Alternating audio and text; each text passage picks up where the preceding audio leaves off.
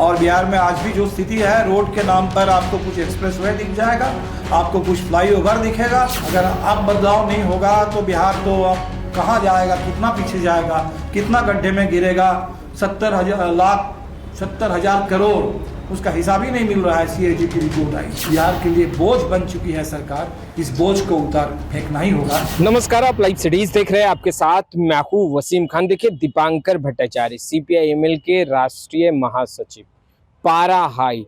पहली दफा इतने गुस्से में मुख्यमंत्री नीतीश कुमार की जहां एक तरफ तारीफ की, वहीं दूसरे तरफ ऐसा क्या कह दिया कि कह रहे नकारा और खटारा। देखिए, तमाम बातें दीपांकर भट्टाचार्य ने आज खुले मंच से बता दी है। क्या कुछ बातें हुई और कैसे दीपांकर भट्टाचार्य ने मदद किया, सबसे पहले आप दीपांकर भट्टाचार्य को सुनिए। तो नीतीश जी जब आए, जब उन्होंने नारा दिया विकास सुशासन का, न्याय के साथ विकास का, तो उसके साथ कुछ घोषणाएं उन्होंने और की, कुछ कदम उन्होंने बढ़ाया। भूमि सुधार के लिए आयोग बनाया, शिक्षा सुधार के लिए आयोग बनाया, और लोगों को लगा कि चलो सही जगह पर कम से कम हाथ डाल रहे हैं कि बिहार में शिक्षा का सुधार चाहिए, और बिहार में अगर भूमि सुधार हो तब उसी से कृषि विकास का रास्ता खुल सकता है।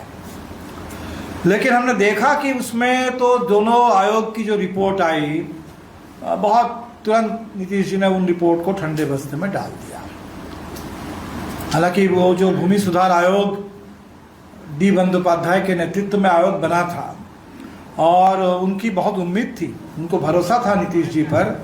उन्होंने हम लोगों से कहा था कि भाई आप लोग थोड़ी मदद करें, कुछ इसमें पब्लिक हियरिंग हो जाए, ट्राइब्यूनल बन जाए तो कुछ हो जाएगा। हमने कहा कि ठीक है, हमें तो इतनी उम्मीद नहीं है कि नीतीश जी ऐसा काम करेंगे भाजपा के साथ मिल करके, लेकिन चलो आपको मौका मिला है तो हम लोग बिल्कुल मदद करेंगे। तो हमने पूरी उनकी मदद की, जहानाबाद में, चंपारण में, जगह जगह जन सुनवाई। और इसके बाद उन्होंने जो रिपोर्ट बनाई, उन्होंने हमसे कहा कि देखिए, रिपोर्ट तो आपकी नज़र में तो बहुत रेडिकल नहीं है ये रिपोर्ट, लेकिन कम से कम ये एक ऐसी रिपोर्ट है जो इम्प्लीमेंटेबल है। हमने जानबूझ करके इसमें कुछ पानी मिला दिया, डाइल्यूटेड रिपोर्ट है, वाटर डाउन रिपोर्ट है, ताकि ये इम्प्लीमेंट हो सके। हमने कहा चलो कुछ भी हो जाए, एक कदम भी उस दिशा में बिहार आगे बढ़ जाए तो निश्चित तौर पर आपकी मेहनत वो सार्थक है, और हम लोग आप इसका स्वागत करेंगे। तो उनको उम्मीद थी कि और कुछ हो चाहे ना हो, जो बिहार में बटाईदारों के पंजीकरण का सवाल है और बटाईदारी हक का सवाल है, क्योंकि उससे तो ज़मीन का जो मालिकाना है उसमें कोई फ़र्क पड़ने वाला नहीं है। ये कल्टीवेशन का वो पूरे उसका राइट नहीं है, ज़मीन का लैंड ओनरशिप का कोई चेंज नहीं है। वो सिर्फ जो बटाईदार है, जो खेती कर रहे हैं, उनके खेती की सुरक्षा, बटाईदार की एक पहचान, उससे जुड़ा हुआ सवाल है। तो उनको लगा कि ऑपरेशन बरगा बंगाल में हुआ है और वहाँ भी कोई लैंड राइट बरगादार को नहीं मिला, बटाईदार को नहीं मिला, तो बिहार में भी हम कोई राइट की बात तो कर नहीं रहे हैं। हम सिर्फ इतनी बात कर रहे हैं कि बटाईदार को खेती की सुरक्षा, कल्टीवेशन के उसमें बेनिफिट्स भी मिले और एक सिक्योरिटी मिले। तो इसमें क्या दिक्कत होगी, इतना तो हो ही जाएगा।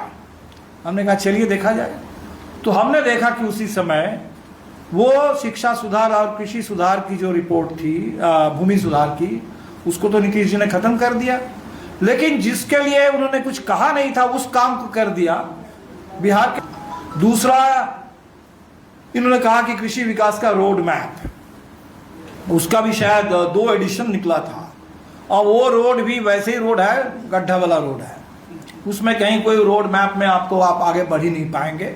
और बिहार में आज भी जो स्थिति है, रोड के नाम पर आपको कुछ एक्सप्रेसवे दिख जाएगा, आपको कुछ फ्लाईओवर दिखेगा, आपको कुछ बाईपास दिख जाएगा, और जैसे ही आप जिले के अंदर घुस जाएंगे, शहर में घुसेंगे, गांव में घुसेंगे, तो रोड की स्थिति खस्ता हाल है। तो कृषि के रोड का भी वही मामला है। बदलाव तो बिहार के लिए बाध्यता है। अगर अब बदलाव नहीं होगा तो बिहार तो अब कहाँ जाएगा, कितना पीछे जाएगा, कितना गड्ढे में गिरेगा। 70,000 करोड़, उसका हिसाब ही नहीं मिल रहा है। CAG की रिपोर्ट आई है। तो वो चुनाव आयोग के SIR में भी आपको 65 लाख आप ढूंढ रहे हैं, किन किन का नाम काटा गया, और नीतीश जी के बजट में भी चले जाइए तो 70,000 करोड़ का आपको हिसाब नहीं मिलेगा। तो इसी तरह का तो लूट, भ्रष्टाचार, और अपराध चरम पर है। तो इस जगह से इसको ऊपर उठाना पड़ेगा कि हाँ बिल्कुल आपको ऊपर ले जाना पड़ेगा। और मैं तो देख रहा हूँ कि एक फर्जी एटीएम कार्ड चल रहा है।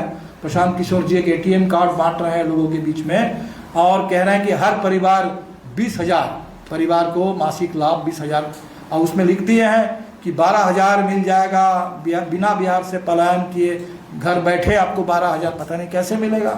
और महिलाओं के लिए कह दिया कि आपको 4% इंटरेस्ट में 2,500 का कर्ज हम देंगे। तो कर्ज तो आमदनी तो नहीं है, कर्ज तो कर्ज है और वो तो बम है, उसका विस्फोट तो होना है। अभी बिहार में जिस पर चर्चा शुरू हुई है, गरीबी पर थोड़ी चर्चा है, बेरोजगारी पर थोड़ी चर्चा है, पलायन पर थोड़ी चर्चा है, लेकिन इसके साथ साथ जो बहुत बड़ा कड़वा सच है बिहार में वो है कि 6,000 से कम कमाई पर कोई अगर जिंदा है, कैसे जिंदा है? कर्ज लेकर के, कर्ज के आधार पर जिंदा है। और अगर हम पलायन की भी बात कर रहे हैं तो सिर्फ रोजगार के लिए लोग पलायन नहीं कर रहे हैं। माइक्रो फाइनेंस कंपनियों के आतंक से गांव के गांव, परिवार के परिवार भागे हुए हैं, क्योंकि नहीं तो माइक्रो फाइनेंस कंपनी वाले जो आज के महाजन हैं, सिर्फ आज के जमींदार कॉरपोरेट हैं और आज के महाजन ये माइक्रो फाइनेंस कंपनी वाले हैं और दोनों मिलकर के परेशान कर रहे हैं लोगों को। तो बिहार में तो ये स्थिति है, इस स्थिति को बदलना है। चुनाव जो है बदलाव वाला चुनाव है और बदलाव को ही शायद रास्ते को रोकने के लिए, पूरे अस्त व्यस्त कर देने के लिए, इसको खेल को बिगाड़ देने के लिए वो SIR आया है।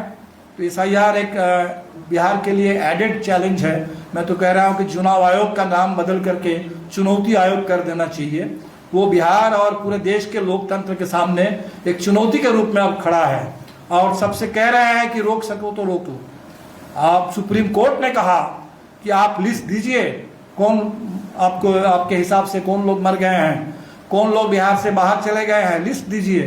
कल उन्होंने जवाब दिया सुप्रीम कोर्ट को कि हमें लिस्ट देने की कोई बाध्यता नहीं है, कारण बताने की कोई बाध्यता नहीं है।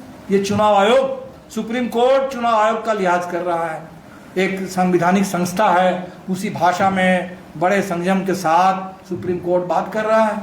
और चुनाव आयोग को देखिए पूरे बिल्कुल दबंगई के साथ कि हमें देना नहीं है। सुप्रीम कोर्ट ने कहा कि आधार को मानिए, राशन कार्ड को मानिए, वोटर आई कार्ड को मानिए, उन्होंने कहा कि बिल्कुल नहीं मान सकते। तो इस समय ऐसी एक चुनौती बिहार के सामने है, तो उस चुनौती को भी कबूल करना है और साथ ही साथ जो बदलाव का पूरा एजेंडा है गाँव में, खेती में, रोजगार के सवाल पर, आमदनी बढ़ाने के लिए, शिक्षा और स्वास्थ्य में सुधार लाने के लिए, उस पूरे एजेंडे को साकार करना है। सब लोग मिलकर लड़ेंगे। और कोई साथी हमसे कह रहे थे कि बिहार में अगर लड़ के हम लोग नहीं कर पाएंगे तो कहाँ करेंगे? बिल्कुल सही है। बिहार वो प्रदेश है जो पकड़ लेता है चीज़ों को और बिल्कुल लड़ लेता है।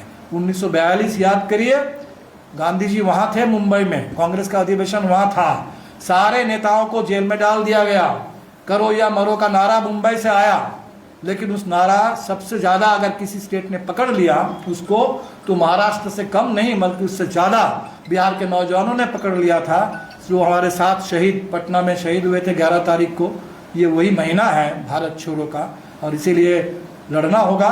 और जो सत्ता, जो सरकार जिसका कोई लेना देना ना बिहार से है, ना बिहार के गरीबों से है, ना बिहार के विकास से है, ना खेती से है, वो बिहार के लिए बोझ बन चुकी है सरकार। इस बोझ को उतार फेंकना ही होगा। तो आपने सुना दीपांकर भट्टाचार्य को स्पष्ट रूप से कहते नजर आ रहे हैं कि बिहार को आगे बढ़ाने के लिए वो हर संभवतः मदद करते रहे। और देखिए अब उम्मीद खत्म हो चुकी है। यह वर्तमान में जो एनडीए की सरकार चल रही है, मुख्यमंत्री नीतीश कुमार ने बीजेपी से हाथ मिला लिया है और ऐसे में ये सरकार नकारा और खटारा है। इसे उखाड़कर फेंक देने में ही भलाई है। आपने दीपांकर भट्टाचार्य को सुना। फिलहाल इस वीडियो में इतना ही। आपका बहुत बहुत शुक्रिया।